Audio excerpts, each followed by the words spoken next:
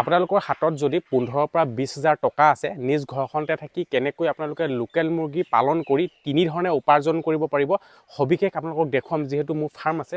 আৰু এটা ইণ্টাৰেষ্টিং কথা কি আমাৰ কুকুৰাই কেনেদৰে কলপাত খায়, আমি এক টাইম কলপাত খুৱাওঁ, তো কেনেকৈ খায় চাই থাকক আপোনালোকে ভিডিঅ'টো স্কিপ খালি নকৰিব। আৰু ইফালে চোৱা এয়া দেখুৱাই দিয়া আমাৰ লোকেল মুৰ্গীয়ে কেনেকৈ কণী পাৰে। আৰু এইবিলাক আমি টায়াৰ কিনি আনিছোঁ, এইবোৰ 50 টকামান লয় পেলনীয়া টায়াৰবিলাক, ইয়াত কণী পাৰি আছে। আৰু এইফালে দেখুৱাই দিয়া এই পাচিবিলাকতো চবতে আমাৰ কণী পাৰি আছে। কুকুৰা ফাৰ্ম কৰিম বুলি ভাবিলে প্ৰথমে এনেকুৱা এটা মেচিন বনাই ল'ব। এই মেচিনটোৱে আপোনালোকৰ খৰচা বহুত কমাই দিব। আপুনি যেতিয়া পোৱালি কিনি লোকেল মুৰ্গী পুহিব আপোনাৰ ইনভেষ্ট বহুত গুচি যাব। এইটো কোৱা হয় ইনকুবেটাৰ মেচিন। এই মেচিনটোৰ সহায়ত আপোনালোকে পোৱালি প্ৰডাকশ্যন কৰিব পাৰিব। মই যে কৈছোঁ আপোনাক যে লোকেল মুৰ্গীৰ পৰা আপোনালোকে তিনি ধৰণে টকা উপাৰ্জন কৰিব। এটা হৈছে পোৱালি প্ৰডাকশ্যন কৰি, এটা হৈছে কণী বিক্ৰী কৰি, এটা মাংসৰ কাৰণে বিক্ৰী কৰি। তো এই মেচিনটো চাওক ফুল অট'মেটিক মেচিন। এই ছেটআপটো কিনিব পাৰি, ধুনীয়াকৈ কিনি ল'ব। আৰু এই ইনকুবেটাৰ মেচিনৰ সহায়ত চাওক ইয়াতে 60-70টা পোৱালি মানে উলিয়াব পাৰে। আৰু সময় লাগে মাত্ৰ 18 দিনত। 18 দিনত ধুনীয়াকৈ ইয়াৰ পৰা পোৱালি প্ৰডাকশ্যন হৈ যায়। আৰু সেই পোৱালিখিনি আপোনালোকে নিজৰ ফাৰ্মলৈ কৰি পিনে ধুনীয়াকৈ আপোনালোকে লোকেল মুৰ্গী পুহিব পাৰে। চাওক এই মেচিনটো, এইটো কোৱা হয় ইনকুবেটাৰ মেচিন আৰু এইটো ফুল অট'মেটিক। এইটো কিন্তু আপোনালোকে লাগিবই যদিহে আপোনালোকে মুৰ্গী পালন কৰিম ভাবে কম খৰচত।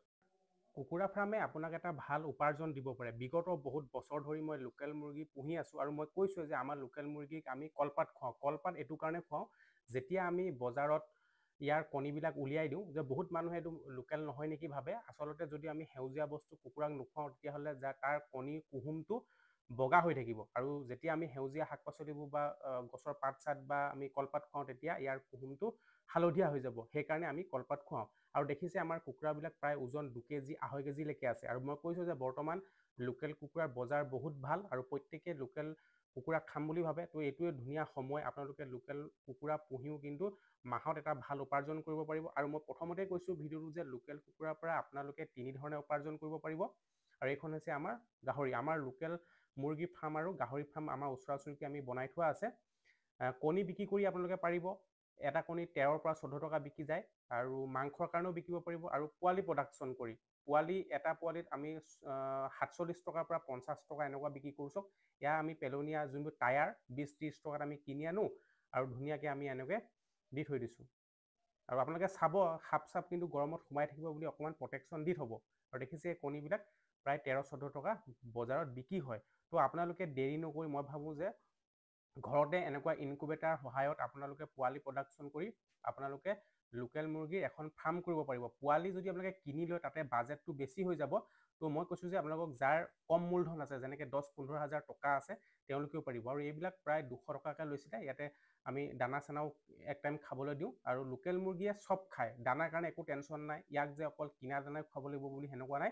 পেলনীয়া যি টি বস্তু লোকেল কুকুৰা খাব পাৰে। আৰু আমি সম্পূৰ্ণ বন্ধ কোঠাত আমি লোকেল কুকুৰা পুহোঁ এইটো কাৰণে যাতে বেমাৰ আজাৰ নহয়। আৰু বিগত প্ৰায় কেইবছৰমানৰ পৰা মই মন কৰিছোঁ যে যদি আপুনি বন্ধ কোঠালিত এনেকুৱা কুকুৰা পুহে আৰু চাফ চিকুণ ভালকৈ ৰাখে তেতিয়াহ'লে বেমাৰ কিন্তু লোকেল কুকুৰাক নালাগে। দেখিছে আৰু আমি ইয়াত চাউল দি দিছোঁ।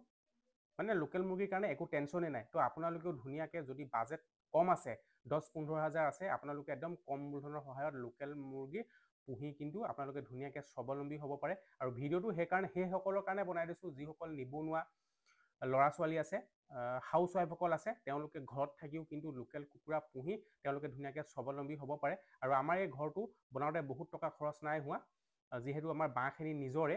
আৰু আমি টিংখিনি কিনোতে অকণমান গৈছিলে। তো ইয়াত কেপাচিটি আমাৰ বহুত সৰহ পুহিব পাৰে। তো আপোনালোকে প্ৰথম অৱস্থাত কিন্তু সৰুকৈ পুহিব যাতে আপোনালোকে ফেলাৰ হ'লেও আপোনালোকৰ মূলধন শেষ হৈ নাযায়। দেখিছে কেনেকৈ বনাই দিছোঁ। আৰু আগতেও মই বহুত সৰহ ভিডিঅ' দিছোঁ কুকুৰা ফাৰ্মৰ ওপৰত। আৰু ভাল কথা এইটো যে ভাল লগা কথা মোৰ ফাৰ্মখন দেখি বহুতে কিন্তু ফাৰ্ম কৰিছে আৰু মোলৈ ধুনীয়াকৈ ভিডিঅ' পঠাই থাকে। আৰু বহুত মানুহ স্বাৱলম্বী হৈছে।